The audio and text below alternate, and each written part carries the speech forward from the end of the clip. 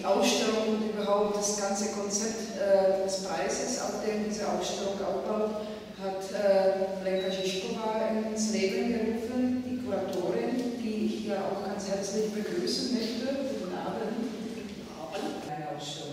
Taková perlička, když ty porotci, to jsou opravdu nesmírně seriózní profesoři, tak když ho hodnotili, tak stáli v takovém kruhu a teď prostě dumali, jestli teda to má vizi nebo nemá vizi, samozřejmě, že to má vizi, ale oni o tom hodně přemýšleli, tak to svítidlo se tak jako rozjelo, protože ono to záhledá něco, tak se tak rozjelo a poklonilo se předsedovi Toyoty a on jel přivodil